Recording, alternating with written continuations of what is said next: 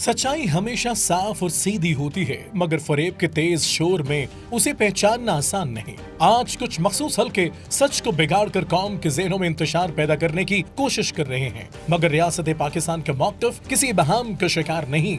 ये वक्त हकीकत सुनने और समझने का है कि दहशतगर्दों से नहीं बल्कि जिम्मेदार हुकूमतों से बात होती है, और पाकिस्तान का यही नैरेटिव इसकी ताकत, उसूल और अज़्म की बुनियाद है। हाल ही में पाक अफगान सरहदी कशीदगी और मुल्क में दहशतगर्दी के बढ़ते वाक़यात के पस मंजर में पाकिस्तान तहरीक इंसाफ, PTM और शरपसंद अनासर से मुंसलिक सोशल मीडिया अकाउंट्स ने न सिर्फ गुमराह कुन कैंपेन शुरू की हुई है, बल्कि ये फेक प्रोपेगेंडा भी किया जा रहा है कि DG ISPR ने कहा था कि पाकिस्तान कभी अफगानिस्तान से बात नहीं करेगा, तो फिर दोहा में मुज़ाकरात क्यों हुए? ऐसे ट्वीट्स और बयानात सरासर गलत और रियासती मौक़िफ़ को मस्ख करने की कोशिश है। हकीकत यह है कि DG ISPR ने वाज़ेह अंदाज में कहा था कि पाकिस्तान ने कभी काबुल हुकूमत से मुज़ाकरात करने से इनकार नहीं किया, क्योंकि पाकिस्तान हमेशा से ये कहता आया है कि अफगान हुकूमत अपनी सरजमीन को फितना अल खवारिज जैसे अनासर के इस्तेमाल से रोके जो पाकिस्तान के खिलाफ कार्रवाइयां अंजाम दे रहे हैं। रियासत पाकिस्तान दहशतगर्द तंजीमों या खवारिज जैसी फिरका परस्त और खून रेज कुव्वतों के साथ मुज़ाकरात को कतई खारिज अज़ इम्कान करार देती है,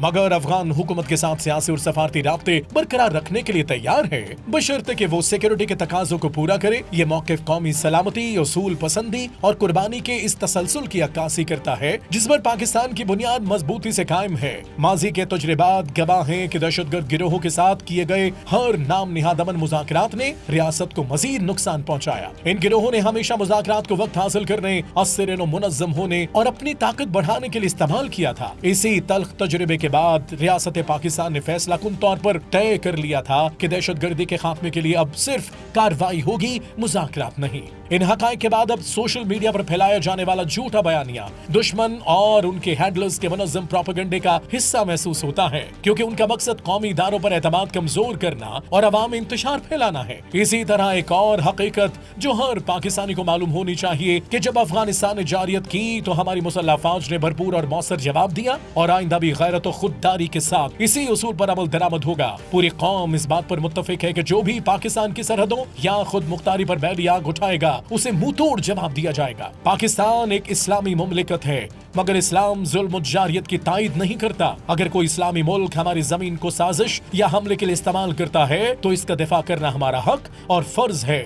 जो लोग कहते हैं कि मुसलमान मुल्क आपस में नहीं लड़ सकते या ये जिहाद नहीं है, वो हकाइक से लाइल्म है, क्योंकि हालात और दिफाए वतन की हकीकत सबके सामने है। पाकिस्तानी को अब इस फितना अंगेज कैंपेन का इदराक करते हुए मिलकर सच का साथ देना होगा। पाकिस्तान नमन कदाई है, मगर अपनी खुद मुख्तारी और सलामती पर कभी समझौता नहीं करेगा।